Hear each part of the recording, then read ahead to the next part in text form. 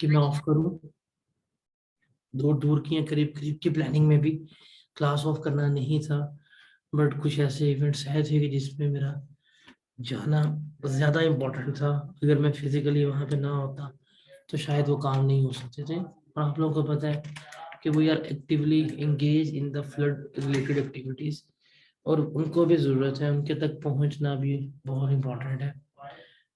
जहाँ पे आप लोगों के साथ रहना, आप लोगों को सर्व करना इम्पोर्टेंट है, वहाँ पे उन लोगों के साथ जाना, उन लोगों के पास जाना, उनको भी एहसास देना बहुत इम्पोर्टेंट है। मैं इवन आप लोगों के साथ तस्वीरें भी शेयर करूंगा कि हम किस एरिया से भी होके आ रहे हैं और क्या क्या हम रिलीफ एक्टिविटीज़ वगैरह प्रोवाइड करके आ रहे हैं। सो वैसे तो मैं फील्ड पे इतना नहीं निकल रहा, लेकिन 2-3 जगहों पे मैं खुद फील्ड पे जाके देखे, हालात बहुत बुरे हैं, आपकी सोच से भी ज़्यादा बुरे हालात हैं।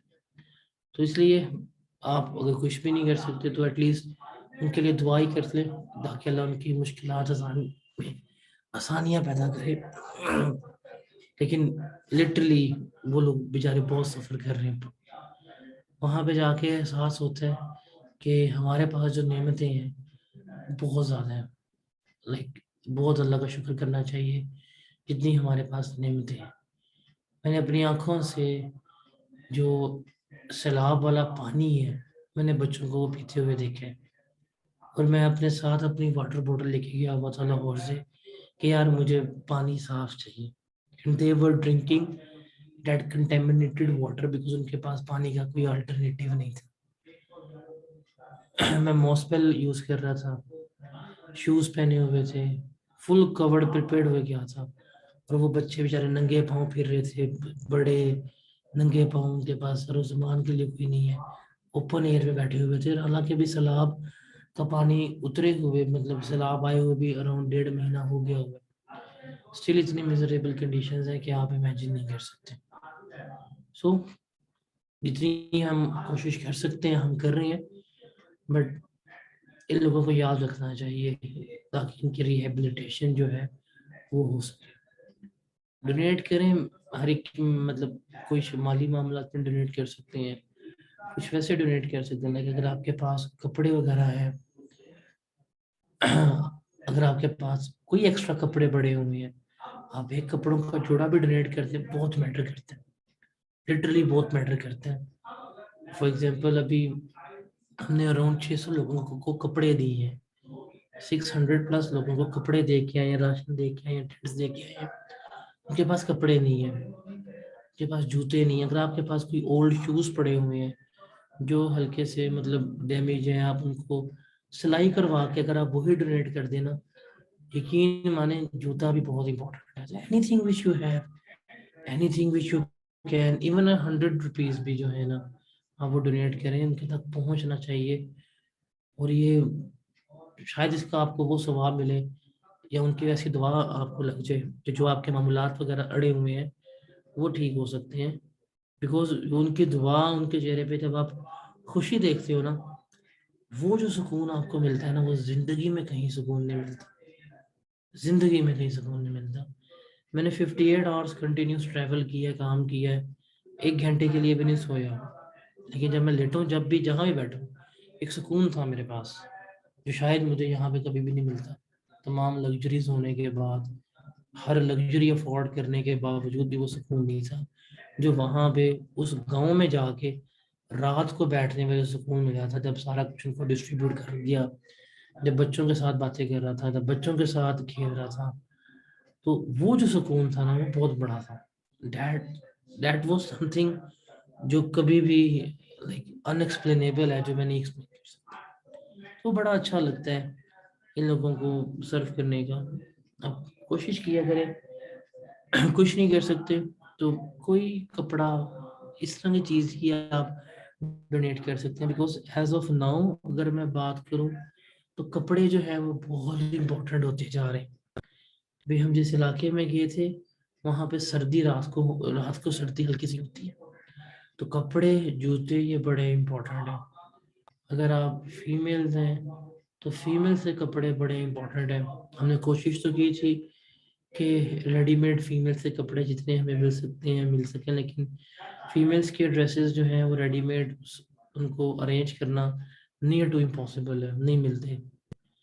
तो बट भी हम फिर भी ट्राई करके जो गर्म कपड़े हैं थे वो मैंने फीमेल्स की भी अरेंज कर लिए थे जितने हो सकते थे। But I tried my best कि जितनी भी उस एरिया में फीमेल्स थी हर फीमेल्स को गर्म कपड़े भी दिए हैं। बच्चों को बड़ा अच्छा लगा, शूज जूते, तो बड़ी एक्टिविटी थी इसलिए मेरा जाना पड़ गया।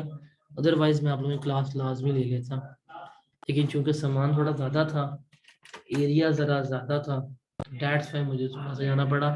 तो इसलिए जो आपकी क्लास उस दिन ऑफ हुई है उसके लिए बड़ी माजरत, दिली तौर पर माजरत आप लोगों से, मैं ऐसे करता नहीं हूँ। उसकी वजह से आपका इनो स्केजुअल डिस्टर्ब हुआ है। मैं आप लोगों का रिवाइज स्केजुअल सेंड कर दूंगा आप लोगों को, और सिलेबस आपका जो कमिट किया हुआ है उसी टाइम पे उसी पेस पे ही खत्म करूंगा। ये मेरा आप लोगों से बात है। कोशिश तो है कि मैं अब शायद अगला एक बार ही जाऊं, बट लाइक अगर ना क्लास का हर्ज हुआ तो फिर मैं नहीं जाऊंगा, किसी और को भेज दूंगा, बट मैं अब शायद ना जा पाऊंगा खुद। बाकी तमाम एक्टिविटीज़ में मैं बीच में रखता हूँ, जहाँ मुझको जो चीज़ चाहिए, लोगों से मिलना, बात करना, वेरिफिकेशन के पर्पस, चीज़ों को सॉर्ट करना, अरेंज करना, प्रोक्योर करना, ये सारे काम मैं लाहौर में कर लेता हूँ। लेकिन माइट भी मैं शायद फील्ड में ना जा पाऊँ बिकॉज क्लासेस शुरू है। और अगर आप लोगों की मैंने कोई क्लास बंद कर दी तो आप लोगों ने फिर कह देना है कि भाई साहब क्लासेस यहाँ तो बड़ी ऑफ होती हैं, ये अपने टूर्स पे निकले होते हैं, हमारी क्लासेस ऑफ हो गई होती हैं, तो शायद ये मैं ना कर पाऊंगा। ठीक है। चलें जी, मैं आपका रिवाइज टेस्ट का स्केड्यूल भी और रिवाइज लेक्चर का प्लानर जो है वो भी मैं आपके साथ शेयर कर दूंगा, ताकि आपको जो थोड़े 2-3 लेक्चर मिस हुए हैं उसमें कोई प्रॉब्लम वगैरह फेस ना हो। ठीक है जी, हम शुरू करते हैं लेक्चर्स आज का। हम स्टार्ट करेंगे सेल्स टैक्स से। आज मैं आपको कम ही पढ़ा पाऊंगा बिकॉज मेरे गले में इतनी जान नहीं है कि मैं ज़्यादा बोल पाऊँ। अगर ज़्यादा मेरा गला ख़राब हो गया तो फिर मुझे आगे फर्दर प्रॉब्लम्स फेस करनी पड़ेंगी। तो मैं चाहता हूँ इसको मैक्सिमम मिनिमम टाइम में इसको ठीक करवाने, तो ज़्यादा नहीं बोल पाऊंगा मैं आज। तो पता है कि जी हमारे पास जो टैक्स का सिलेबस है ग्रुप ए, ग्रेड बी और ग्रेड सी में जो है ये डिवाइडेड है। ग्रेड ए के 3 चैप्टर्स हैं हमारे पास, जिसकी वेटेज जो है वो 5 से 10 नंबर की है। जो है वो हम कर चुके हुए हैं, वो हमारा कंप्लीट हो चुका हुआ है।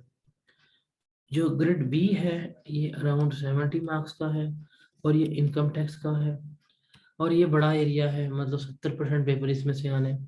और ग्रेड सी जो है वो सेल्स टैक्स का है, ये कंसिडरेबल इनकम टैक्स से छोटा है, लेकिन इसमें से 25 से 30% पेपर आना ही आना होता है।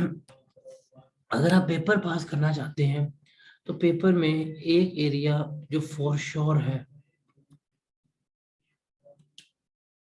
जो फॉर श्योर है वो है सेल्स टैक्स का।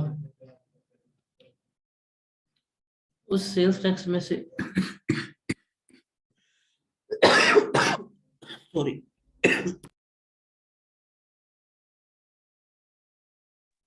इस सेल्स टैक्स में से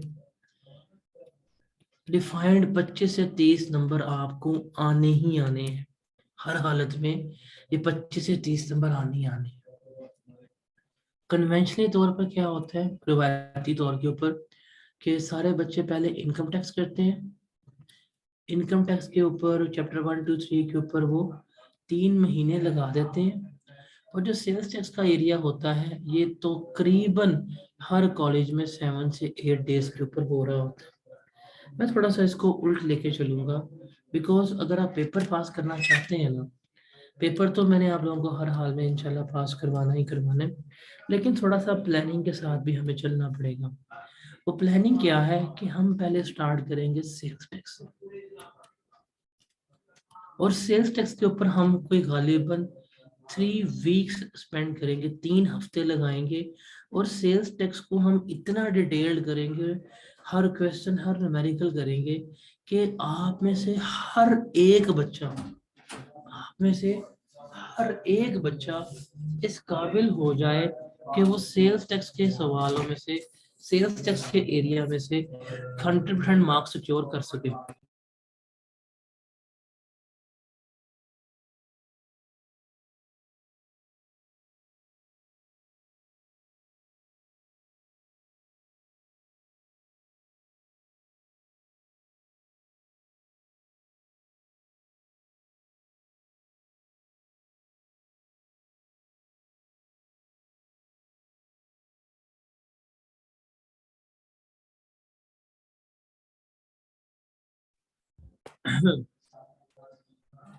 और मेरा प्लान भी यही है और मेरी ख्वाहिश भी यही है कि जब आप आई कैप के हॉल में एंटर हो, आप पेपर देने जाएं, तो उस पेपर में जो सबसे पहला एरिया आप करें वो सेल टैक्स का करें, और 40 से 50 मिनट में आप अपने 30 नंबर सिक्योर करके साइड पे हो जाए। और बिलीव मी, एरिया बड़ा आसान है और इसमें से हम मार्क्स हम सिक्योर इजीली कर सकते हैं। तो आप लोग हमेशा पूछते हैं कि सर पेपर पास टैक्स कैसे करें, क्या स्ट्रेटेजी होनी चाहिए, क्या नहीं होना चाहिए। या इवन अगर आप में से जो ख्वाहिश रख के बैठे हुए हैं जिनकी ये फर्स्ट अटेम्प्ट है कि मेरिट कैसे आना चाहिए, बिकॉज मेरिट सर्टिफिकेट उस बच्चे का आता है जिसके हाईएस्ट नंबर होते हैं, जिसके हाईएस्ट नंबर होते हैं उसका मेरिट सर्टिफिकेट आता है। तो हाईएस्ट नंबर कैसे लेंगे, या कैसे स्ट्रेटेजी होनी चाहिए, या किस तरह से हम टाइम को प्रॉपरली यूटिलाइज करते हुए मैक्सिमम मार्क्स सिक्योर कर सकते हैं, तो उसको साइंटिफिकली लेके चलेंगे। तो आपको मैंने इस काबिल करना है कि 3 घंटे के पेपर में आप 40 से 50 मिनट में इजीली क्या कर लें, 30 नंबर सिक्योर कर लें। तो डबल एफर्ट्स हमने सेल्स टैक्स पे करनी है और हमने कोशिश करनी है कि इसमें से हर बच्चे को ये एरिया घोल के याद हो जाए।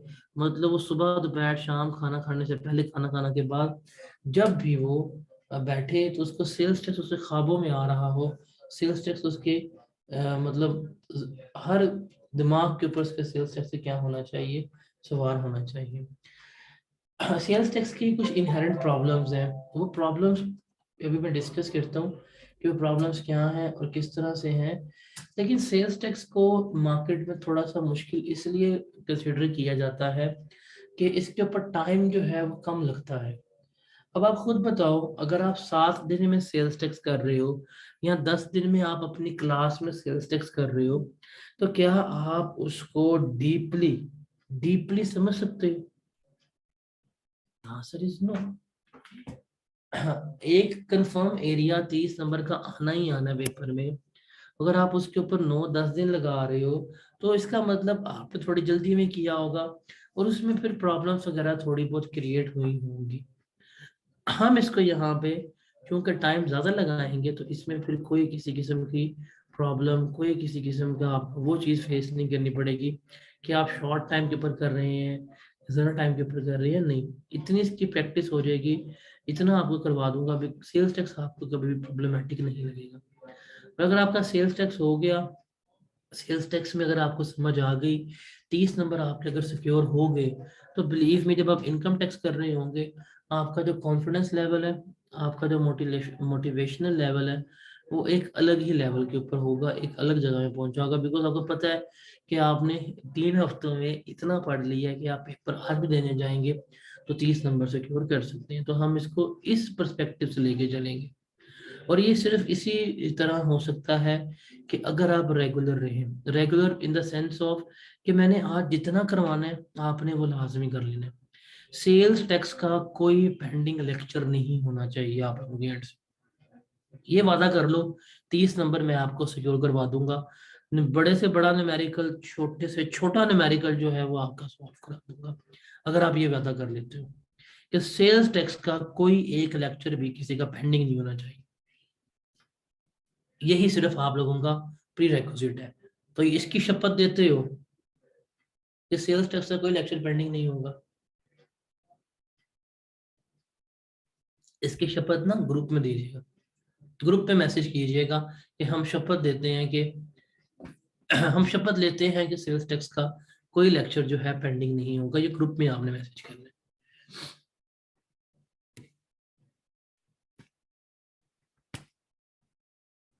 अब मैं जरा सेल्स टैक्स का कुछ ओवरव्यू लेते हैं, उसको जरा हम देखते हैं। अच्छा, मैं आपको सेल्स टैक्स का ना थोड़ा सा एरिया बता दूं। एरिया छोटा है, एरिया ये टिड्डा है, लेकिन इस टिड्डे से एरिया की डिवीजन बड़ी मजे की है।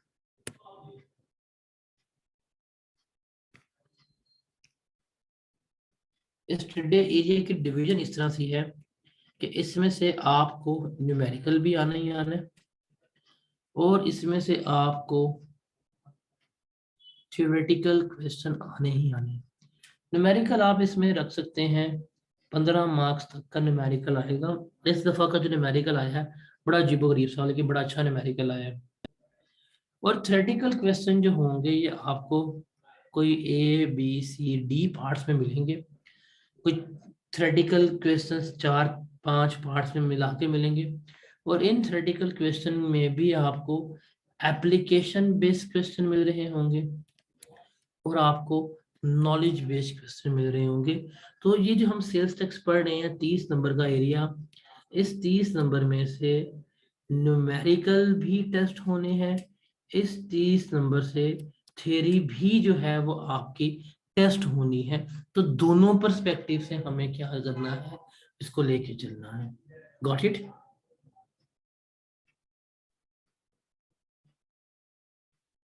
जी जनाब, got it. Pending in sense के लाइव लें। देखें, लाइव अगर आप लाइव ले रहे हैं तो आपको लाइव ही आना चाहिए।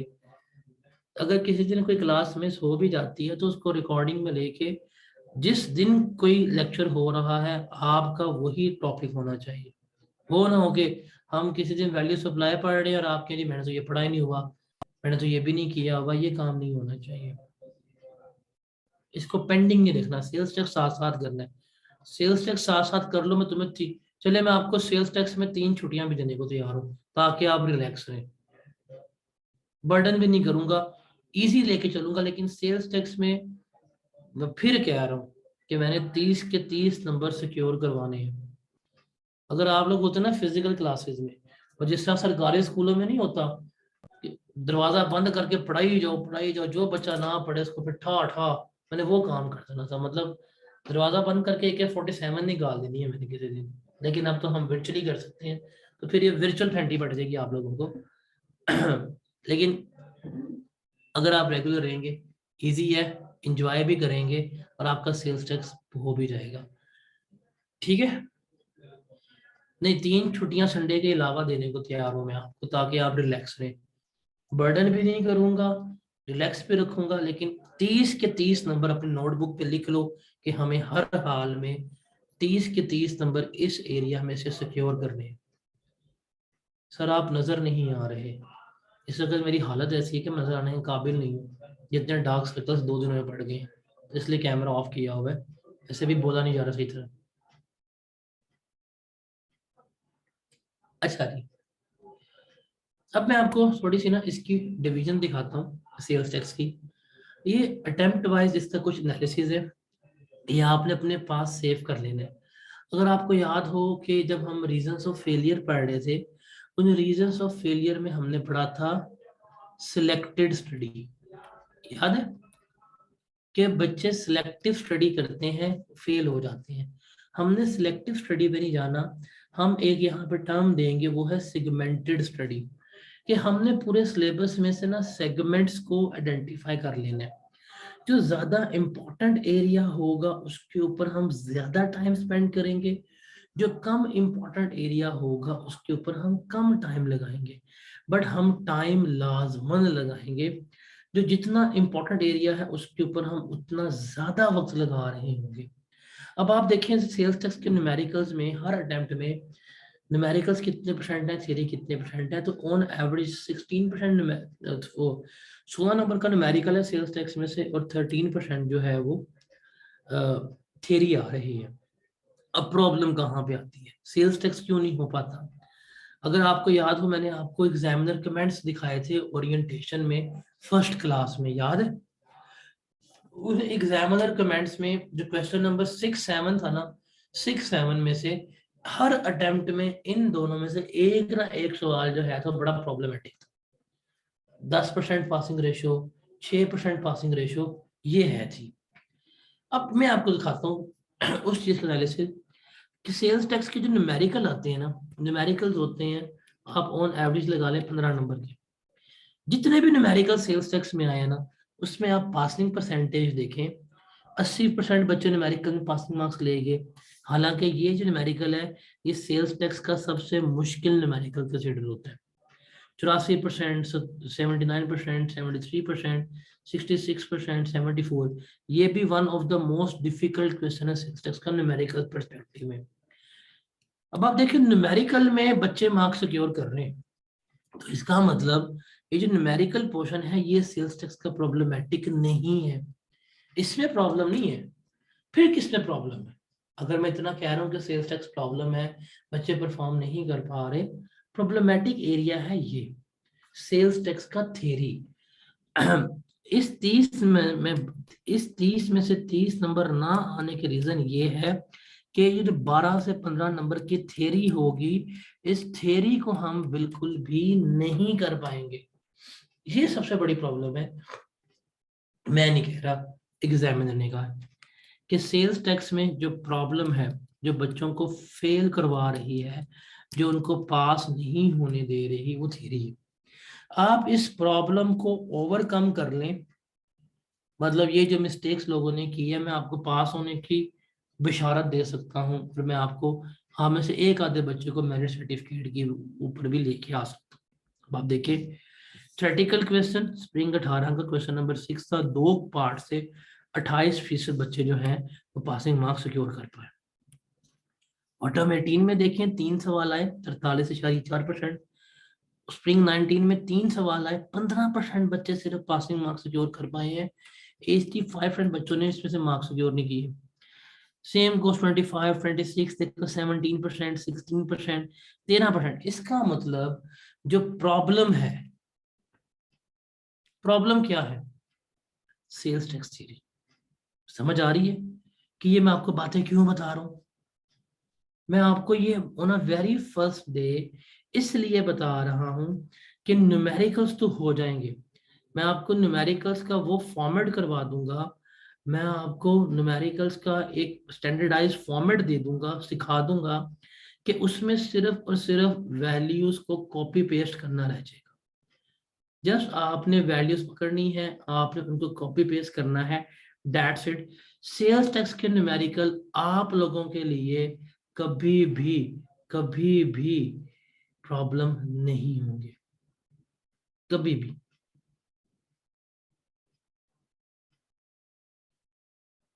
प्रॉब्लम क्या है?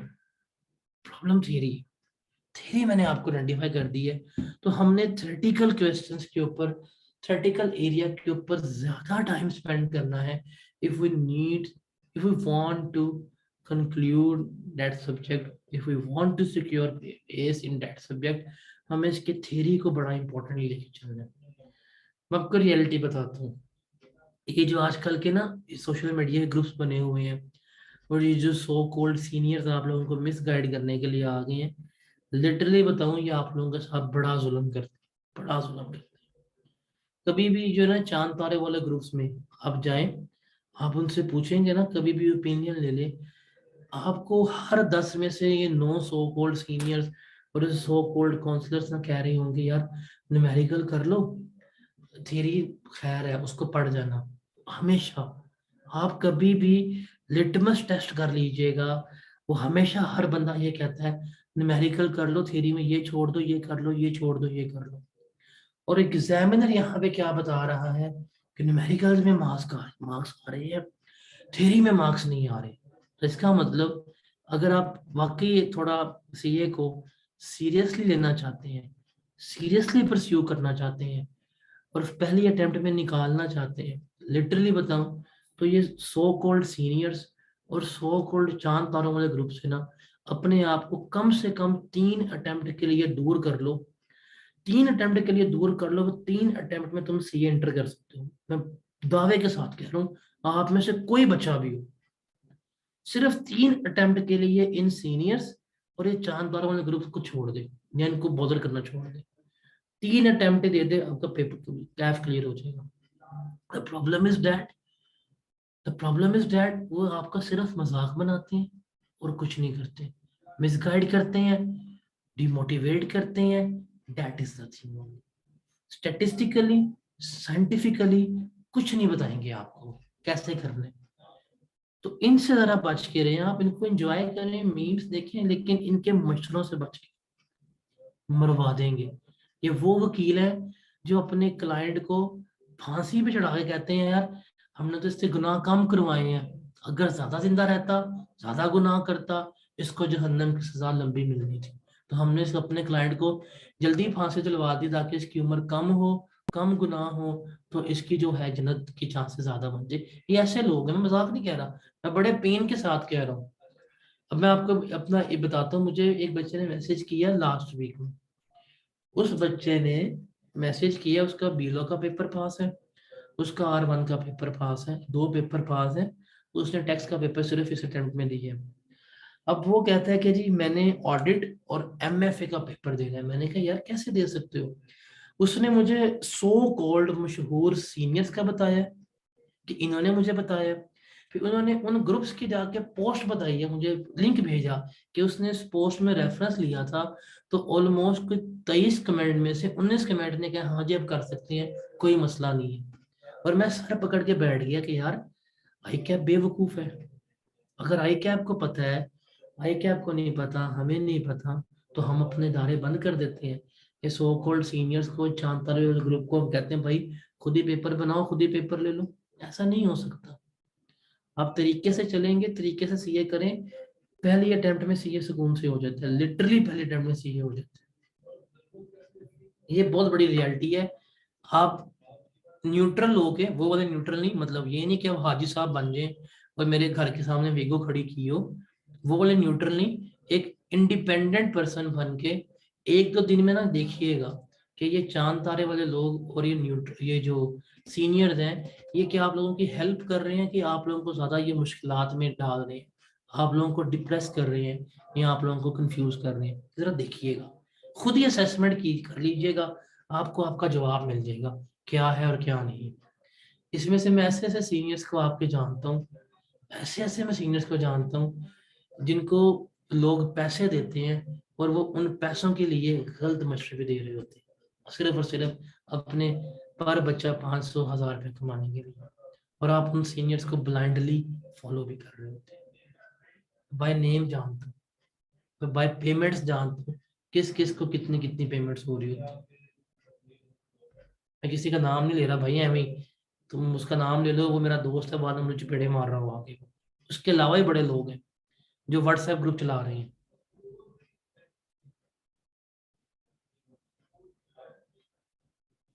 उसके अलावा जो नए नए सीनियर्स बन के उभर रहे हैं उनकी बात कर रहा हूँ। थोड़ा सा चलो, अब तुम मूवीज की बात कर दे, वो आएगा मेरे पास रोने बैठ जाएगा कि मैंने आपका क्या बिगाड़ा है। चलो अब तुम शहीन पे आ जाओ, वो भी आगे मेरे पास बैठ जाएगा कि मैंने आपका क्या बिगाड़ा है। तो इसका जरा आप इनके पास जाएं, इनसे मशवरे लें, लेकिन अपनी भी थोड़ी अकल इस्तेमाल कर लेना। अगर कोई बंदा आपको कहेगा ना कि ऑडिट और MFA कर लो, बाकी सब्जेक्ट बाद में कर लेना, तो आपको फिर समझ आना चाहिए कि आपका वक्त करीब आ गया। ठीक है।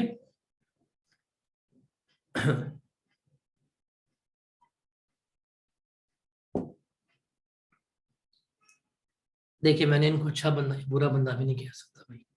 मैं उनको अच्छा बंदा कह दूं, अगर इन तीनों में से कोई आप लोगों को ऐसा मशवरा दे दे जिससे आपका नुकसान हो जाए, आपने तब भी मेरे पे आ जाना है। मैं तो न्यूट्रल हूँ, मैं फुल टाइम न्यूट्रल हूँ। जो चेंजेस आई हुई हैं वो सारी की सारी लेक्चर्स में आपके डिस्कस हो जाएंगी, आपको फील भी नहीं होगा।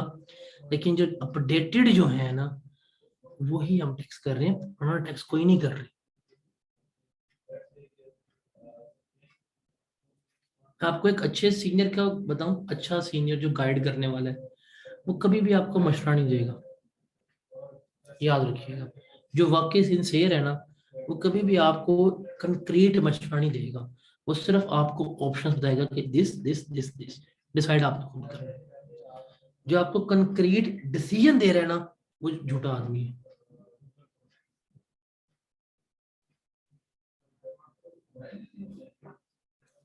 तब आप पहुंच गए होंगे कौन ऐसा कौन नहीं है। ठीक है जी, चलें जी।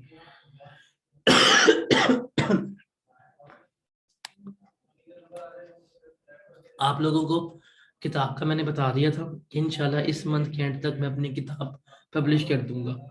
पास्ट पेपर्स की किताब भी इस मंथ के एंड तक हो जाएगी। अभी मैं वापस उसके ऊपर काम करने लग जाऊंगा। अभी आपने कोई किताब वगैरह ऐसा कंसिडर नहीं करनी। आपको जो नोट्स वगैरह भी स्लाइड शेयर होंगी, अभी आप इनको इस्तेमाल कीजिएगा, इनसे ही पढ़िएगा। अच्छा, सेल्स टैक्स में ना मैंने आपको बताया है कि हमारे पास न्यूमेरिकल एरिया भी है, ये वाला, हमारे पास थ्योरेटिकल एरिया भी है। तो सेल्स टैक्स को ना आसान बनाने के लिए, इजी करने के लिए, हम इनको 5 कैटेगरीज में डिवाइड करके करेंगे। देखो, सेल्स टैक्स में से 30 नंबर सिक्योर करने हैं ना, तो उस 30 नंबर को सिक्योर करने के लिए ये 5 पिलर्स हैं। 1 2 3 4 5। ये जो है ना डेफिनेशंस, हम सबसे पहले स्टार्ट करेंगे यहां से। इन सेल्स टैक्स की डेफिनेशंस में से आपको थ्योरेटिकल क्वेश्चन आना ही आना है। और ये थ्योरेटिकल क्वेश्चंस जो हैं, ये आपकी बेस भी बनाएंगे, ताकि आप आगे जाके जो इनके सेक्शंस हैं, सब सेक्शंस हैं, प्रोविजंस हैं, आप उनको अंडरस्टैंड कर सकें। और उसके बाद है सेल्स टैक्स की प्रोविजन, सेल्स टैक्स के रूल्स। उनके बाद इसमें से भी आपको थ्योरेटिकल क्वेश्चन आना ही आना है। अगर मैं इन दोनों की बात करूँ ना, इन दोनों में से, दोनों को मिला के आपको 5 से 7 नंबर की थ्योरी आनी है। चले हम इसको 5 से 8 कर लेते हैं। मतलब सेल्स टैक्स डेफिनेशन कर लो और sales tax provision and rules कर लो, आपकी 5 से 8 नंबर का थ्योरेटिकल क्वेश्चन इसमें से आना है, जो पार्ट ए, पार्ट बी और पार्ट सी जो आपको बताए हैं उनकी फॉर्म में होगा, वो आपका हो जाएगा। जब आपके ये दोनों एरियाज कंप्लीट हो जाए ना, जब आप इन 2 एरियाज को कर लोगे, ये 2 एरियाज करने के बाद ये जो है, ये भी आपका 100% कंप्लीट हो जाएगा। मतलब अगर sales tax definition, sales tax provisions and rules अगर आप अच्छी तरह कर लेते हो, सेल्स टैक्स के जो न्यूमेरिकल हैं ये 100% आपके हो जाते हैं। सिर्फ आपको फॉर्मेट समझ आना है। अगर आपको फॉर्मेट भी समझ आ गया तो 100% न्यूमेरिकल्स जो हैं वो आपके हो जाते हैं। और फॉर्मेट की गारंटी विद वारंटी मेरी है कि फॉर्मेट्स आप लोगों की फिंगर टिप्स पे करवा दूंगा। अगर एक न्यूमेरिकल 20 नंबर का है, उसको सॉल्व करने के लिए 36 मिनट चाहिए, मैं इंशाल्लाह आपको इतना कैपेबल कर दूंगा कि आप 30 मिनट्स में वो 20 नंबर का न्यूमेरिकल भी कर सकते हैं इंशाल्लाह। वो तो मैं आपको फुल टाइम इजी पीजी माहौल में करवा दूंगा। तो खुद देखें, सेल्स टैक्स में ये 2 एरिया करो तो आपका ये भी हो जाता है। मतलब this one and this one, ये आपका 15 नंबर के न्यूमेरिकल और 5 से 8 नंबर, चले हम इसको अपर में ले जाते हैं, हम इसको 8 नंबर कर लेते हैं। तो 23 नंबर जो हैं हमारे सिर्फ और सिर्फ इन 2 एरियाज में से निकल आते हैं। बाकी रह जाते हैं हमारे पास area, that is registration and deregistration and records and audit. इसमें से भी कोई 5 को नंबर तक के सवाल आते हैं। इन एरिया से सेपरेट एरियाज है, लेकिन इसमें से भी हमारे पास क्या आते हैं, 5 नंबर तक के सवाल आते ही हैं। मतलब यहाँ पे जो क्वेश्चन नंबर डी होगा और क्वेश्चन नंबर ई होगा वो इस एरिया में से आएगा। और एक सबसे बड़ी रियलिटी क्या है, सबसे बड़ी रियलिटी है कि 98% लोग जो हैं वो इस एरिया को छोड़ जाते हैं, इस एरिया को लीव कर देते हैं, इस एरिया को कंसिडर ही नहीं करते। और आपको पता है वो लीव क्यों करते हैं? Because the problem is that एक तो आखिरी महीने में कर रहे होते हैं, they have short time, short time होता है, पेंडिंग लेक्चर्स बहुत ज़्यादा होते हैं। जब पेंडिंग लेक्चर्स बहुत ज़्यादा होते हैं तो उसकी वजह से फिर वो, आपको पता है, पहले चांद के ऊपर जाते हैं, फिर चांद वाले उनको तारे के ऊपर भेजते हैं, फिर वो चांद तारे मिलके उसको दिन में तारे दिखाते हैं। जब उसको दिन में तारे दिखाए जाते हैं तो अल्टीमेटली वो इन लोगों की बातों पर यकीन करता हुआ ये 5 नंबर का या 7 नंबर का एरिया टोटली छोड़ देता है। ऐसा नहीं करना। ये वाला जो एरिया ना, ये 5 से 7 नंबर का, मैं आपके साथ एग्जामिनर कमेंट शेयर करूंगा। ये वो क्वेश्चंस हैं जिसमें पासिंग परसेंटेज जो है ना वो 10% से भी कम है। मतलब अगर 9,000 बच्चों ने टेक्स्ट का पेपर दिया है तो उसमें से जो पासिंग परसेंटेज होगी इन एरियाज में वो कोई 900 बच्चों की होगी। सिर्फ 900 बच्चे इसमें से अटेम्प्ट कर रहे होंगे। द प्रॉब्लम इज दैट इसको बच्चे छोड़ के चले जाते हैं। तो हमने ये काम नहीं करना, हम इसको इसी तरह लेके चलेंगे। पहले हम ये करेंगे, जब ये करेंगे उसके बाद फिर हम ये करेंगे।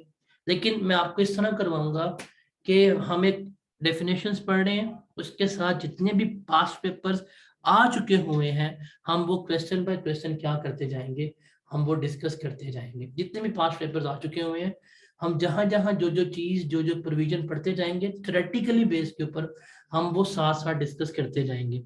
जब हमारे ये दोनों चीजें कंप्लीट हो जाएंगी देन हम न्यूमेरिकल स्टार्ट करेंगे, और न्यूमेरिकल के साथ साथ फिर हम पैरेलली क्या करेंगे इसको लेकर चल रहे होंगे, ताकि हमारे पास पेपर्स जो हैं थ्योरेटिकली वो भी साथ साथ हो जाएं। आपको पता हो कि इस टॉपिक में ये सवाल था, ये हमने किया, इसका आंसर ये था, ये हमने इस तरह से किया। हर एक चीज आपको मैंने क्या कर देनी है, साथ साथ करवा देनी है। तो पास्ट पेपर एक चीज है, ऑटम 14 से लेके ऑटम 22 तक के सारे पास्ट पेपर आपकी क्लास में सॉल्व होंगे। ठीक है। न्यूमेरिकल्स जितने भी बड़े मुश्किल न्यूमेरिकल्स हैं वो सारे के सारे मैं ही करवाऊंगा आप लोगों को, ये भी हो जाएगा। इसके बाद आप कहाँ से प्रैक्टिस करेंगे उसका मटेरियल मैं आपको प्रोवाइड करूंगा, और इंशाल्लाह मैं आप लोगों से सी फैप के सवाल जो है वो सॉल्व कराऊंगा। हालांकि मुझे पता है अभी आप लोग कैफ में हैं, आप लोगों ने 785 साल के बाद सी फैप में जाना है, लेकिन मैं थोड़े बहुत सवाल आपको उसके सॉल्व करवाऊंगा, इस काबिल बनाऊंगा कि आप वो करवा पाए। तो अल्टीमेट प्रैक्टिस कैफ के सवालों की हम क्लास में करेंगे, आप लोगों से मैं सी फैप के सवाल करवाऊंगा, और मैं आप लोगों को इसकी असाइनमेंट्स वगैरह प्रोवाइड करता रहूंगा, ताकि आप लोगों की प्रैक्टिस जो है वो सफिशिएंट हो जाए और आप लोगों को ये एरिया जो है वो मुश्किल ना लगे। याद बस आपने एक ही चीज रखनी है कि फॉलो आपने करना है इसी पैटर्न में जिस पैटर्न में हम चल रहे होंगे। अगर आप इसको इस पैटर्न में फॉलो नहीं करेंगे फिर ये सेल्स टैक्स जो है वो अजाब बन जाएगा। इस पैटर्न में चलोगे सेल्स टैक्स हलवा है, अगर इसको फॉलो नहीं करोगे तो सेल्स टैक्स फिर करेले का हलवा है। ठीक है। सर आपकी बुक में प्रैक्टिस क्वेश्चंस होंगे? नहीं, मतलब किताब में प्रैक्टिस क्वेश्चंस ना हो तो वो किताब किसी काम की होती है? बताओ।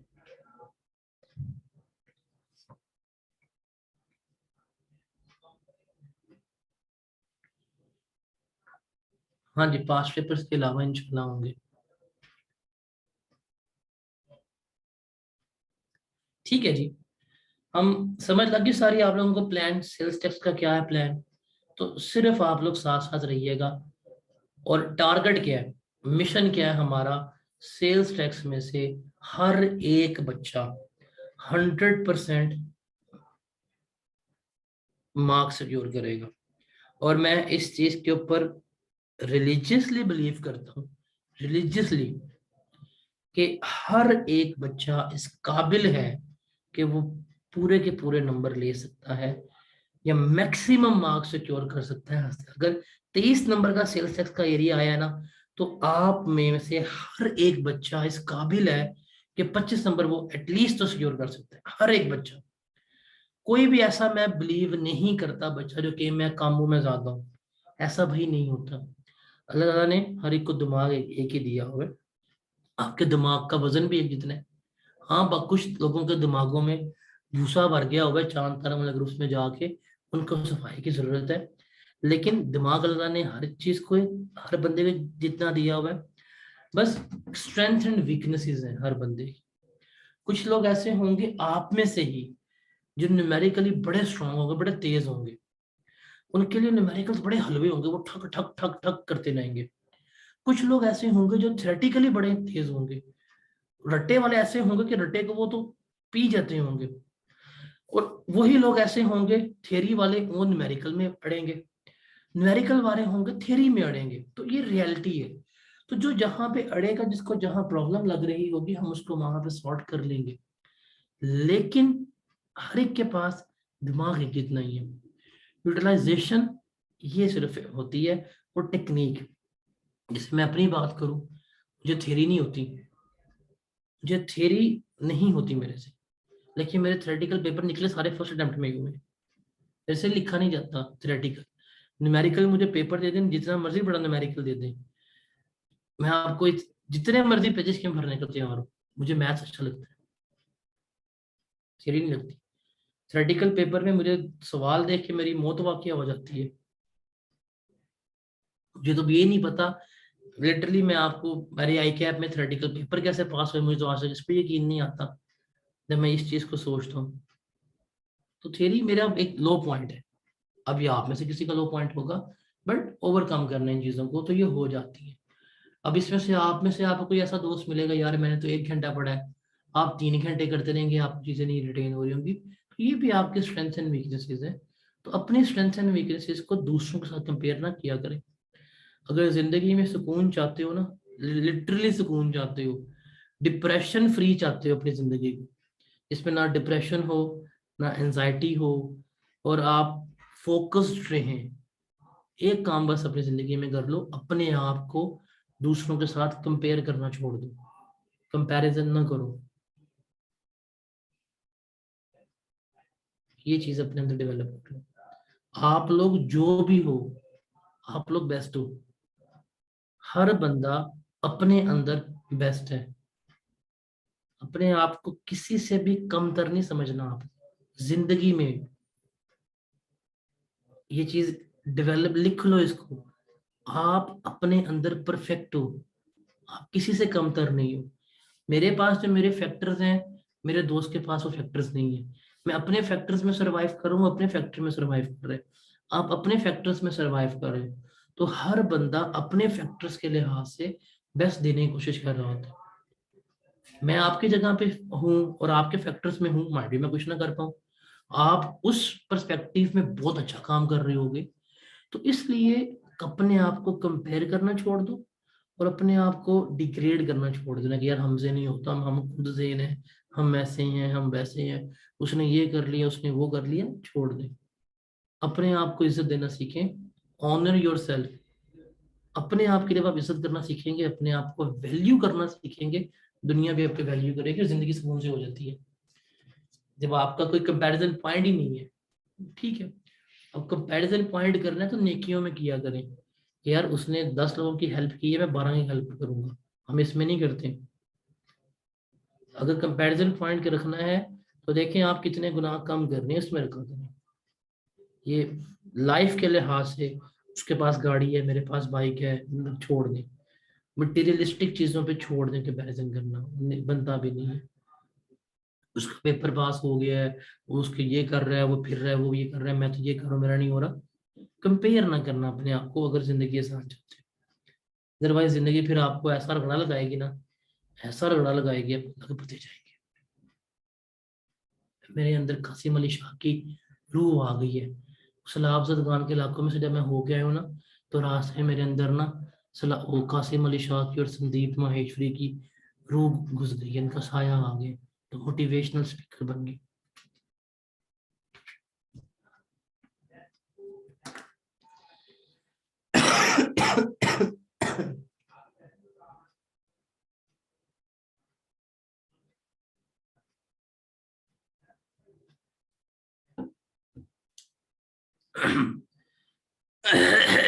अच्छा जी, हम सेल्स टैक्स को स्टार्ट कर रहे हैं।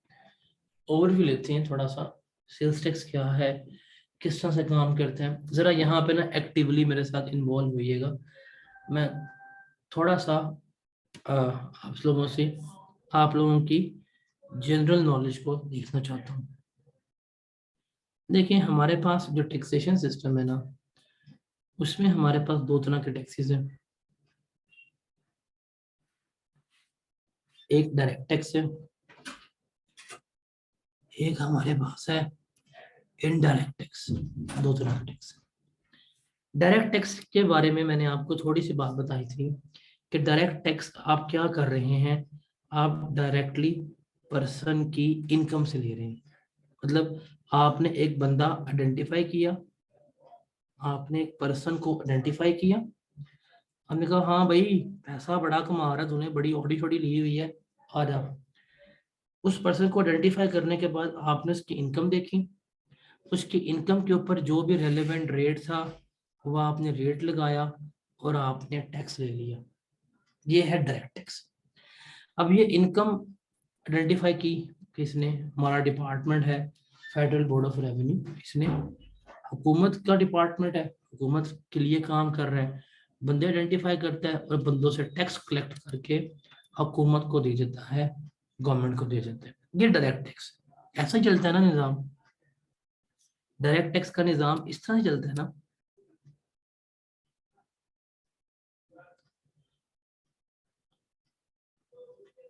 अब जरा मुझे बात बताओ,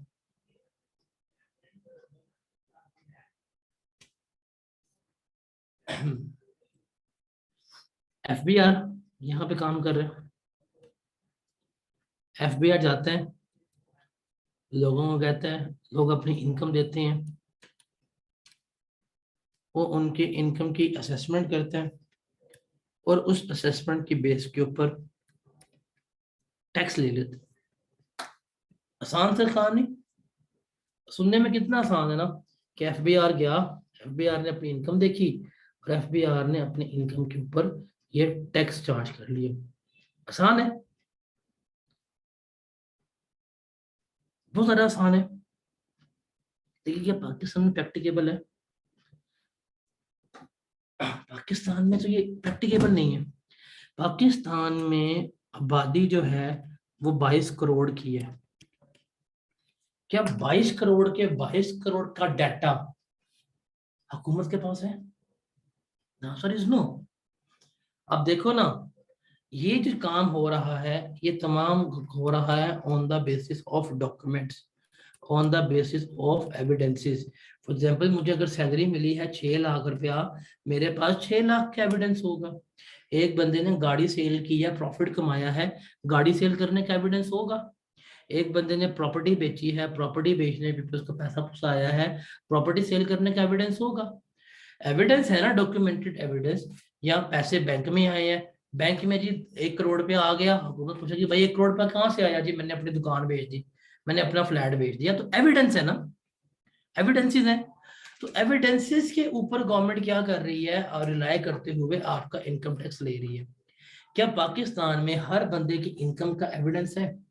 क्या हम इतना वेल एस्टेब्लिश्ड कंट्री हैं? बताओ जरा। The answer is no. तो पाकिस्तान में तो ये नहीं है। पाकिस्तान का सबसे बड़ा मसला क्या है? पाकिस्तान का सबसे बड़ा मसला है अनडॉक्यूमेंटेड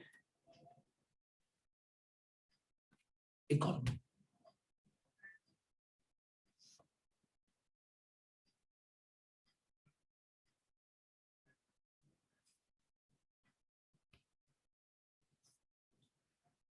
क्या मतलब? अनडॉक्यूमेंटेड इकोनॉमी का क्या मतलब? कि हमारे पास इंफॉर्मेशन ही नहीं है, हमारे पास डाटा ही नहीं है, कौन कितना कमा रहा है, कौन कितना नहीं कमा रहा। देखो, अगर मुझे पता है कौन कितना कमा रहा है, मैं उसकी कमाई के ऊपर क्या कर सकता हूँ? टैक्स लगा सकता हूँ। ऐसे ही है ना। अगर मुझे नहीं पता कौन कितना कमा रहा है तो क्या मैं उससे टैक्स निकलवा सकता हूँ? अगर मैं उससे टैक्स निकलवा भी लूं तो खुद बताओ, क्या वो मुझे अपनी करेक्ट इनकम बताएगा? क्या वो मुझे अपनी सही इनकम बताएगा? मसला है। इस पर थोड़ी सी बात करते हैं।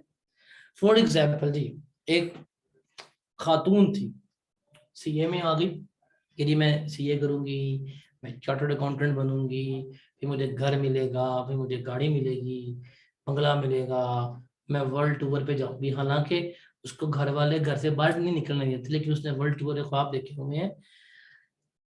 चले जी, महापारा की तरह की बात करते हैं। सीए में आ गई, सीए में आ गई जी, एम्बेसडर्स के हत्ती चढ़ गए कि दाएं बाएं कॉलेज चली गई, पेपर फेल हो गया। पेपर फेल हुआ, फिर पेपर फेल होना शुरू हो गया, अब ना सीए हो रहा है और ख्वाब पे ख्वाब बढ़ते जा रहे हैं। उसने फिर अल्टीमेटली तंग आके क्या कर लिया, उसने अल्टीमेटली तंग आके अपना ट्यूशन सेंटर खोल लिया। और उसने सेंटर का नाम रख लिया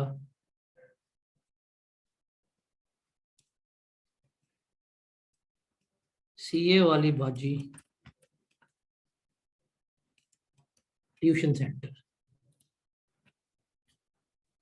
अब उसने अपना ट्यूशन सेंटर खोल के बैठ गया। अब आपको पता है ना, अब जैसे आप लोग भी फ्लेक्सिंग करते होंगे फुल टाइम, मतलब मुश्किल से पीआरसी के पेपर ही क्यों ना क्लियर हो रहे हैं, लेकिन खानदान में मोहल्लों में आप इस तरह चलते होंगे जैसे आप इस मुल्क को चला रहे हैं। ये मैं सीए कर रहा हूँ, मैंने सीए कर रहा हूँ, मैं वैसे करते होंगे, तो इन्होंने भी बाहर बोर्ड लगा लिया। अब इनके पास बच्चे तो आएंगे, बच्चे तो आएंगे ना। अब ये जो बाजी फी वगैरह कलेक्ट करेंगी, पैसे कमाएंगी, क्या ये हुकूमत को इसका रिकॉर्ड दे रही होंगी? जब हुकूमत इनको अप्रोच करेगी तो ये सीए वाली बाजी क्या बताएंगी कि जी मैं तो सीए की स्टूडेंट हूँ, भी मैं R1 का पेपर दे के आई थी तो मेरी अटेम्प्ट लग गई है। देखिए मैं तो बहुत इस वक्त डिप्रेस्ड हूँ, डिप्रेस सोल हूँ, मेरे पास तो पैसे ही नहीं है। आई कैप को फी दे दे के मैंने आई कैप पे डाली हुई है कमेटी। हर 6 माह बाद आई कैप को मैं कमेटी सबमिट कराती हूँ एग्जाम फी की फॉर्म में, वो फिर फेल कर देता है। यही कहानी करवाएगी। और उसने अपनी एक पैरेलल यूनिवर्स खोली हुई है, वक्री डॉक्टर स्ट्रेंज बन के बैठी हुई है। और वहां पे वो स्कूल से बच्चे पढ़ा रही है, 50 बच्चे पढ़ा रही है, हर बच्चे से 2,000 चार्ज करके 1 लाख रुपए पर मंथ कमा रही है। अभी जो 1 लाख रुपया पर मंथ कमा रही है, क्या इसका कोई एविडेंस है? कैसा कोई रिकॉर्ड है गवर्नमेंट के पास? बच्चों से कहती है कि जी आपने कैश में फी लेके आनी है, बच्चों से कैश में फी भी खा जाती है, बच्चों का लंच भी खा जाती है, बच्चों की चीजें भी खा जाती है। वक्री उसकी एनवायरमेंट चल रही है, वक्रे बेनिफिट्स ले रही है। लेकिन अब गवर्नमेंट इन बेनिफिट्स को टैक्स नहीं कर सकती, क्यों? What is the reason? क्यों ये टैक्स नहीं हो सकते? इनकम तो कमा रही है, क्यों ये बेनिफिट्स टैक्स नहीं हो सकते? डॉक्यूमेंटेड नहीं है। अब आप खुद खुद सोचें, आपके एरियाज में ट्यूशन सेंटर्स खुले हुए हैं कि नहीं खुले हुए? ट्यूशन सेंटर्स खुले हुए हैं ना। वहां पे कोई 25-30 बच्चे पढ़ते होंगे कि नहीं पढ़ते होंगे? 25-30 बच्चों का मतलब है कि कोई 50-60 हज़ार पर मंथ निकाल रही होगी वो बाजी। क्या वो टैक्स दे रही होगी? आपकी गली मोहल्लों में ब्यूटी पार्लर्स खुले होंगे, क्या वो टैक्स देते होंगे? नहीं देते होंगे। आपके गली मोहल्लों में मोची बैठे होंगे, कॉबलर्स, नहीं पता। आपके गली मोहल्लों में बार्बर्स हैं, नहीं पता। तो इसका मतलब एक बहुत बड़ा जो सेक्टर है, that is about these things. आप मुझे खुद बताएं, लाहौर के अंदर एक शालम मार्केट जो अंदरून लाहौर है, वहां पे एक दुकानदार बैठा हुआ है, फट्टे पे लगाकर चीजें बेच रहा है, क्या वो बंदा टैक्स पे करेगा? कभी भी नहीं करेगा। वो क्या करी, मैं तो गरीब हूँ, मेरे पास दुकान नहीं है, मैं फट्टे पे लगा के बैठा हूँ। और अल्टीमेटली उसकी रोज की सेल्स जो होगी वो 2-3 लाख की होगी। तो गवर्नमेंट उनसे नहीं टैक्स ले सकती। मैं अपना पर्सनल वाक्य बताता हूँ। मैं कुछ अर्सा पहले ना, लाहौर में एक मार्केट है, इचरा मार्केट, मैं उसके ना चौक पे खड़ा हुआ ना, किसी का वेट कर रहा था। संडे का दिन था, इवनिंग और क्लोजिंग हो रही थी। तो मेरे पीछे 2 हॉकर जो है थे ना, वो अपना फटा वगैरह बंद कर रहे थे। और एक वो जो आदमी जिसका फटा था, उसने कोई लेडीज से कट पीस की सेल लगाई हुई थी। वो अपने साथ वाले से बात कर रहा है और मैं उनकी बातें सुन रहा हूँ। कहता हाँ भाई कितना बेचा? कहता जी मैं कोई 2.5-3 लाख की दिहाड़ी ला लेती है। मतलब उसने 2.5-3 लाख रुपया बेचा। उससे अब उसे अमाउंट दी ना, अमाउंट थोड़ी सी भूल रही, इतनी अमाउंट थी। मैंने उसको पीछे मुड़कर देखा कि यार ये आज की बात कर रहा है कि 2.5-3 लाख की इसने सेल्स की है। उसने मुझे साथ वाले से कहता है मेरा नुकसान ही हुआ कि मैं कोई 1.5-2.5 लाख बेची है। और मैंने उसको भी देखा। अब दोनों के हुलिये देखें तो फटे हुए कपड़े, जूते भी उनके टूटे हुए, शक्ल से मतलब ऐसे मस्कीन, और क्या लग रहा है कि कोई सोच है। और वो एक दिन में 3 लाख रुपए का बेच के बैठा हुआ है। तो जब क्या गवर्नमेंट उनसे टैक्स ले सकती है? उसकी एक दिन की सेल्स जो है थी वो 3 लाख थी, क्या गवर्नमेंट उनसे टैक्स ले सकती है? नहीं ले सकती। मसला है ना, मसला क्या है, अनडॉक्यूमेंटेड इकोनॉमी है। उससे गवर्नमेंट पूछे हाँ भाई कितनी सेल्स की हैं, उसने कसमें खा जानी है, सुबह का बैठा हूँ धार लेके एक दुपट्टा नहीं बिका, और उसने वहां पे बाजियों को उसने कोई 300 दुपट्टे बेचे हुए थे। ऐसा है। अभी हमारे कंट्री की एक इनहेरेंट प्रॉब्लम है। चले, अब मैं थोड़ा सा आप लोगों के मजीद जज्बातों को मजरूह करने की कोशिश करूंगा। अभी तो जरा आप ट्यूशन वाली बाजी से जरा तंग हो रहे थे, थोड़ा सा मैं आपको मजीद पेन देता हूँ, थोड़ा सा मैं मजीद आपको दर्द देता हूँ। आप सही एंटर करेंगे। अब उधर सही एंटर आपका कितने सालों के बाद होना है, मुझे वो टाइम पीरियड तो रिवाइज करने की जरूरत नहीं है ना, सबको पता है ना कितने सालों बाद होना है। आप सही एंटर करेंगे, आर्टिकल्स में जाएंगे, फॉर्म में जाएंगे, आपको स्टाइपेंड मिलेगी। कितनी स्टाइपेंड मिलेगी? ये पैसे मिलेंगे और ये आप इंजॉय कर रहे होंगे। ये जो आपके बैंक में पैसे आ रहे होंगे, इन तमाम ट्रांजैक्शंस का रिकॉर्ड होगा। यार 500 रुपये तुम्हारा अच्छी फॉर्म में ना लेट आने जाने का खर्चा जाया करेगा, अगर टाइम पे तो आपने पहुंचना नहीं है, तो पैसे नहीं कटवाने आप लोगों के।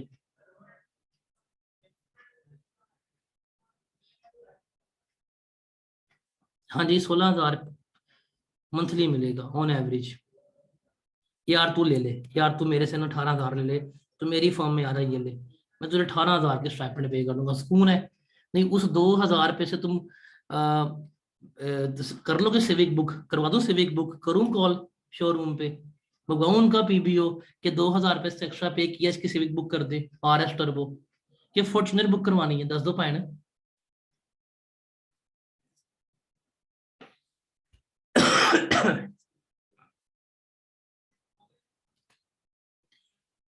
ये मिल रही है जी स्टाइपेंड। फिर जब आप लाहौर एंटर होते हैं, लाहौर की एंट्रेंस पे ना एक दरबार बना हुआ है, दाता दरबार। उसके बाहर ना कुछ भिखारी बैठे हुए हैं। मैंने एक दफा ना एक भिखारी की इनकम भी पूछी थी, उसको ना थोड़ी सी पैसे दे रहा था, और मैंने कहा यार कितना भी कमा लेते हो रोज का। And he was just like, अगर जब दिन बुरा हो तो कोई 2,000 रुपया, जब दिन अच्छा हो तो 6 से 7 हजार रुपया मैं कमा लेता हूँ। और उस वक्त मेरी स्टाइपेंड जो है थी वो 11,000 थी। पर मैं भिखारी को उस वक्त देख रहा था कि यार अगर ये 2,000 रुपया रोज का कमा रहा है, तो ये 30 दिनों में इसने कोई कमा लिए अच्छे खासे पैसे। और मैंने इतना पढ़ा, मैंने स्टैंडर्ड्स पढ़े हुए हैं, मैंने IS-16 याद किया हुआ है, मुझे एक्सेल आता है, मुझे ये भी आता है, तो मैं 11,000 रुपये गुजारा कर रहा हूँ। फिर उससे मैंने सोचा कि यार कोई थोड़ा तेरे साथ पार्ट टाइम जॉब मिल सकती है मुझे, लेकिन इमोशनल डैमेज मुझे हो चुका हुआ था बहुत ज्यादा। उस वक्त के जज्बात आप नहीं समझ सकते। तो कभी आप देखिएगा एक भिखारी जो है वो कितने पैसे कमा रहा है, गवर्नमेंट आके कभी भी इन भिखारियों को नहीं पकड़ सकती। कि पकड़ सकती है? गवर्नमेंट आके एक भिखारी को कभी भी नहीं पकड़ सकती। और ये खाना खराब इतने ज्यादा है, इतने ज्यादा पैसे कमा रहे होते हैं कि आपकी सोच है, ये जो सिग्नल्स के ऊपर गाड़ियों के शीशे साफ कर रहे होते हैं, यही महीने का 60-70 हजार निकाल लेते हैं। 30-30 रुपए लेके, 50-50 रुपए लेके, इनका डेली का जो है वो 3-4 हजार रुपये निकला था, इजीली निकला था। मैं मजाक नहीं कर रहा, मैं रियलिटी बेस। एक दफा मैं यहाँ पे खड़े होकर कदर 1-1.5 घंटा मैंने ऑब्जर्व किया होगा कि यार कैसे डोनेशन ले रहे हैं। मतलब एक बंदा बैठा हुआ है दरबार के सामने, फटे कपड़े हैं, उसने सर नीचे किया हुआ है, ऊपर देख ना टोपी रखी हुई है। अब हर बंदा गुजरता होगा, कोई 10 रुपए, कोई 5 रुपए, कोई 20 रुपए फेंक ही जा रहा है बीच में, और उसकी टोपी जब फुल भर जाती है वो उठाता है अपनी जेब में डाल देता है, वो फिर शुरू हो जाता है। तो ये पैसे कमा रहे हैं, इनके पास ये पैसा है, लेकिन इस पैसे का गवर्नमेंट को नहीं पता। क्या गवर्नमेंट को पता है? गवर्नमेंट कभी भी किसी भिखारी की इनकम के ऊपर टैक्स नहीं ले सकती। हम तो वैसे भी अपने मुल्क में भिखारियों को बड़ी इज्जत देते हैं। दुनिया में तो वो भीख मांगते हैं, हम भिखारी को उठा के अपना पीएम बना लेते हैं। हमसे ज्यादा अच्छी दुनिया में कौन सा मुल्क होगा कि हम भीख नहीं देते बल्कि हम उनको पीएम बनाते हैं। अब इनके हम टैक्स नहीं ले सकते, तो क्या करें? क्या करेंगे? फिर गवर्नमेंट कहती है कि यार नहीं, ये पाकिस्तान में ना आवे का आवा बिगड़ा हुआ है, लोग पैसे कमा रहे हैं, हमें पता नहीं है, आप ट्यूशन सेंटर खोल के बैठे हुए हैं, आप बाकी ट्यूशन वाली बनी हुई हैं, पैसे कमा रही हैं, हमें पता नहीं है। आपने सीए में आकर 2-3 कैलकुलेशंस याद कर ली हैं, आपने मोहल्ले में कमेटी वाली आंटी बन गई हैं, लोगों कमेटियां खानी शुरू कर दी हैं, पैसे कमा रही हैं, हमें पता नहीं है। भिखारी पैसे कमा रहे हैं, हमें पता नहीं है। ये स्ट्रीट हॉकर सब्जियां बेचने आ रहे हैं, हमें पता नहीं चल रहा कितनी सेल्स है, कितनी इनकम है। ये बार्बर बाल काट के कितने पैसे कमा रहा है, तंदूर वाला कितने कमा रहा है, हमें नहीं पता। और प्रैक्टिकली इतनी बड़ी आबादी को गवर्नमेंट पाकिस्तान के सॉर्ट कर ही नहीं सकती। क्यों? बिकॉज हमारे यहाँ पे एजुकेशन नहीं है, इलिटरेट है, इनको मोबाइल इस्तेमाल नहीं करनी आती, टेक्नोलॉजी इस्तेमाल नहीं करनी आती। तो ये सबसे बड़ी ये इनहेरेंट लिमिटेशन है हमारे सिस्टम की। अब जब गवर्नमेंट हर एक को नहीं आइडेंटिफाई कर सकती, तो क्या गवर्नमेंट इनसे टैक्स ले सकती है? अब गवर्नमेंट का भी कोई कसूर नहीं है। मैं जैसे अभी गया हूँ, मैं जिस इलाके से कल होके आई हूँ फ्लड इफेक्टेड में, उनमें से बच्चों ने फर्स्ट टाइम मोबाइल फोन देखा है। वो कैमरा देख के डर गए थे कि जब उनको तस्वीरें दिखाई हैं कि यार ये तुम्हारी तस्वीरें हैं। ये पाकिस्तान की 21वीं सदी की तीसरी दहाई की रियलिटी है कि इतने बैकवर्ड लोग आज तक हैं जिन चीजों का नहीं पता। रियलिटी है। तो गवर्नमेंट इनसे कैसे डाटा कलेक्ट करेगी? गवर्नमेंट कभी भी इनसे डाटा कलेक्ट नहीं कर सकती। अब जब गवर्नमेंट इनसे डाटा कलेक्ट नहीं कर रही, गवर्नमेंट को नहीं पता कि भिखारी ने कितने पैसे कमाए हैं, उससे हमने टैक्स कितना लेना है, गवर्नमेंट को नहीं पता कि ट्यूशन वाली बाजी ने कितने पैसे कमाए हैं, हमने उससे टैक्स कितना लेना है, गवर्नमेंट को नहीं पता कि शालम मार्केट में जो लोडिंग का काम कर रहा है, ये जो हाथ से रक्षा उठा के ट्रांसपोर्ट कर रहा है सामान, कितने पैसे कमा रहा है, तो क्या गवर्नमेंट इनकी इनकम के ऊपर टैक्स ले सकेगी? जब गवर्नमेंट इनकी इनकम के ऊपर टैक्स ही नहीं ले सकेगी, तो क्या गवर्नमेंट के पास पैसा आएगा? Answer is no. गवर्नमेंट के पास पैसा ही नहीं आएगा। जब गवर्नमेंट के पास पैसा ही नहीं आएगा, तो मुल्क क्या खाक चलाएगी? हम तो बड़े आराम से कह सकते हैं कि जी ये चोर हैं, लोन ले रहे हैं, कर्जे ले रहे हैं, उनके एंड पे आओ। जब तुम्हारे पास पैसा ही नहीं आ रहा, तुम मुल्क क्या चलाओगे? गुर्दे बेच के चलाओगे कि कपड़ा बेच के आटा लेके आओगे? हालांकि उसने बेचे तो है नहीं। फिर क्या करते हैं? गवर्नमेंट कहती है ठीक है, अगर ये लोग अपने डायरेक्ट टैक्स नहीं दे रहे, बिकॉज ये डायरेक्ट टैक्स की बात कर रहे हैं, डायरेक्ट टैक्स क्या है, इनकम के ऊपर लगा लिया जाए, तो कहते हैं नहीं ठीक है, इनकी ऐसी की तैसी, इनका तो इनको हम वो हाल करेंगे जो शहबाज गिल का हाल किया था उन साहब ने। उन साहब से मुझे बहुत डर लगता है। क्या कहते हैं? इस भिखारी की हम इनकम नहीं पकड़ सकते, इस भिखारी की हम इनकम नहीं पकड़ सकते, लेकिन इस भिखारी के एक्सपेंसेस को हम देख सकते हैं। अब आप बताओ जरा, आप जाके भिखारी की पर मंथ इनकम का रिकॉर्ड नहीं रखवा सकते, लेकिन जब उस भिखारी ने भीख मांगी है, क्या वो पैसे नहीं खर्च करेगा? पैसे खर्च करेगा ना। वो क्या करेगा? वो जब वो आया बैठा, जब वो शाम को जाने लगा, तो उसको घर से कॉल आ गई, उसको घर से कॉल आ गई कि आते हुए जी सामान लेते आइएगा। वो दुकान पे जाएगा, वो जाके गोल्ड लीफ की पहले डब्बी लेगा, बिकॉज उसने इतना जो पीना तो है, फिर वो साथ स्टिंग की बोतल पिएगा, ठीक है, और इस तरह खर्चे करेगा, घर के लिए सामान लेगा, बिजली का बिल पे करेगा, या जब जितनी ज़्यादा अच्छी उसको भीख मिल जाएगी तो अपने बीवी बच्चों को मुनाल पे ले जाएगा खाना खिलाने के लिए, मुनाल इस्लामाबाद पे। इसका मतलब खर्च तो वो करेगा। गवर्नमेंट कहते हैं बेटा आ तू हमें पैसे नहीं बताया तूने कितने कमाए हैं, हम तेरे से टैक्स यहाँ निकालेंगे। तो गोल्ड लीफ खरीदने जा, गोल्ड लीफ तू खरीद 100 रुपए का, हम उसके ऊपर टैक्स लगा के तेरी पॉकेट से टैक्स निकलवा लेंगे। तू स्टिंग पी 50 रुपए की, जब तू उसके ऊपर पेमेंट करेगा तो हम उस स्टिंग की कीमत में टैक्स डाल के तुम्हारे से ऐसे रिकवर करवा लेंगे। तो फिर क्या करती है? जब गवर्नमेंट देखती है कि यार नहीं ये डायरेक्ट टैक्स की रिकवरी मुश्किल होती जा रही है, तो गवर्नमेंट क्या कहती है? गवर्नमेंट फिर इनडायरेक्ट टैक्सेस की तरफ मूव कर देती है। गवर्नमेंट क्या कहती है?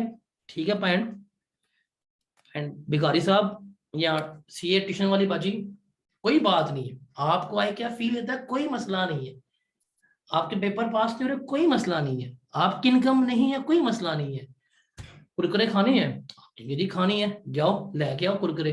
जब आप 10 रुपए के कुरकुरे लेने जाएंगी, तो इस 10 रुपए के कुरकुरे में गवर्नमेंट ने टैक्स शामिल किया होगा, जो गवर्नमेंट आपकी पॉकेट में से निकलवा देगा। आप आइसक्रीम खाने जाओगे, गवर्नमेंट ने टैक्स किया होगा, वो निकलवा लेंगे। आप गोल्ड लीफ लेने जाओगे, उसके कीमत में टैक्स शामिल होगा, गवर्नमेंट आपसे निकलवा लेगी। तो फिर यह करती है, जब गवर्नमेंट देखती है कि डायरेक्टली आपसे टैक्स नहीं निकल पा रहा, तो फिर वो इनडायरेक्टली आपकी पॉकेट में से टैक्स निकलवा लेती है। तो अब हम जिस चीज को पढ़ रहे हैं वो इनडायरेक्ट टैक्स को पढ़ेंगे, जो सेल्स टैक्स है, जो सबसे उर्फे आम में सबसे फेमस है। हम इनडायरेक्ट टैक्सेशन की यहाँ पे बात करने वाले हैं। तो ये चीज है, बड़ी मजे की चीज है, आपको मजा आएगा पढ़ने का सेल्स टैक्स। आपके डेली बेस एग्जाम्पल्स में लेके चलूंगा और आपको फिर ये सेल्स टैक्स यूज हो जाएगा। ठीक है, आपको समझ आ जाएगी कि ये जो आप 10 रुपए कुरकुरे खाते हैं इसमें कितना टैक्स लगा होता है। जो लेस का पैकेट लेके आते हैं उस पैकेट में हवा के ऊपर भी टैक्स हम पे कर रहे होते हैं। फिर मैं आपको चीजें बताऊंगा।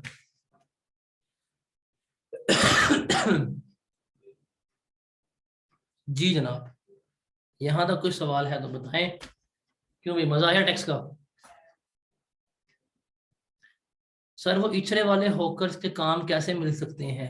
यार अगर आपको मिल गया मुझे ही बता देना, तो मिलके बैठेंगे। ठीक है, आप छोटी वाली रेडी लगा लेना, मैं बड़ी वाली लगा लूंगा रेडी। बस मेरा गला खराब है तो मेरी हिस्से की ना आवाज आपने लगा देनी है, बस ये डील कर लेंगे। ठीक है,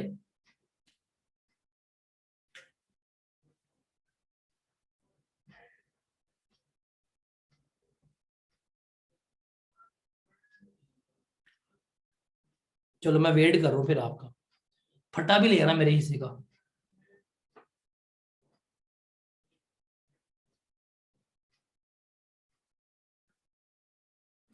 सर मुझे अपना हेल्पर रख ले, मतलब तुम चाहते हो मैं काम करना छोड़ दूं? अभी हालांकि मैं एक एफिशिएंट पर्सन हूँ, मैं काम कर रहा हूँ, तुम्हें अपना हेल्पर रख के मैं भी लेथार्जिक हो जाऊं, वेला आदमी बन जाऊं? नहीं यार, इतना तो अभी जुल्म नहीं करना मैंने अपने आप के ऊपर।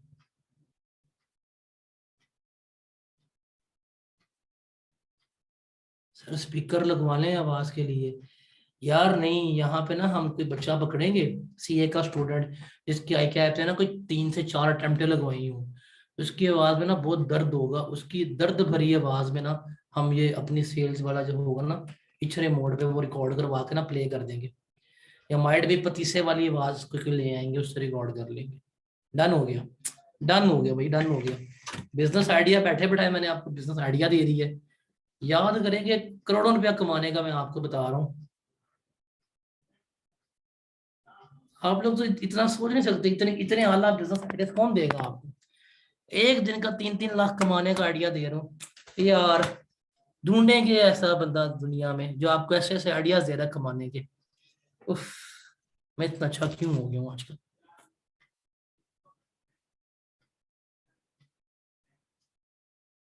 सर फिर क्या आपकी हालात हुई थी दाता दरबार के आगे भिखारी को देखकर? हाँ, टूटा हुआ साज हूं मैं, खुद से ही नाराज हूं मैं।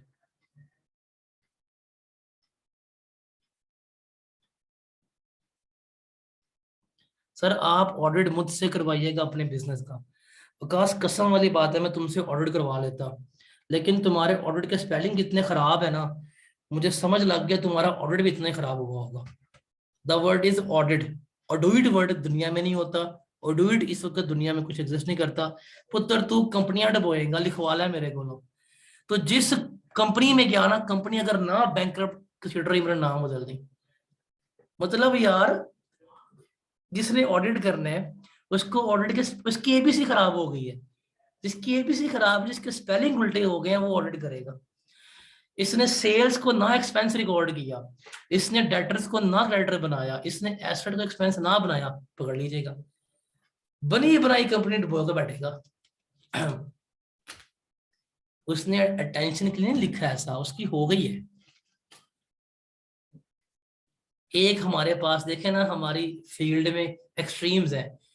एक हमारा चार्टर्ड अकाउंटेंट है, वो हमारा फाइनेंस मिनिस्टर है जो मुल्क संभाल रहा है। और एक हमारे अपकमिंग चार्टर्ड अकाउंटेंट्स हैं जिनको ऑडिट के स्पेलिंग नहीं आते, हिसाब ला लो। इन एक्सट्रीम्स की वजह से हमारा मुल्क गरीब है आज तक।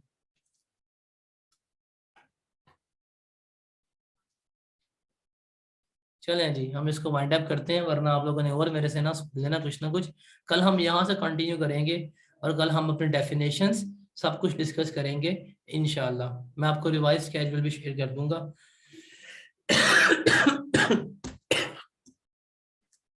उम्मीद है मेरा कल गला काफी ठीक हो गया होगा।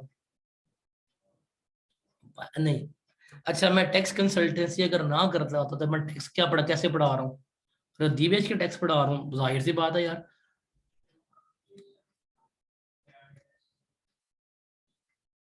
ठीक है जी, इंशाल्लाह कल मिलते हैं। हमने लेक्चर के साथ पास्ट पेपर्स भी करने हैं डेली बेसिस के ऊपर, मतलब जिस क्वेश्चंस के साथ, जिस टॉपिक के साथ पास्ट पेपर्स होंगे हम करते जाएंगे। सेपरेटली पास्ट पेपर्स नहीं है, हम टॉपिक के साथ साथ पास्ट पेपर्स कर रहे हैं, ताकि पास्ट पेपर का बर्डन ना फील हो। तो ये चीज आपने याद रखनी।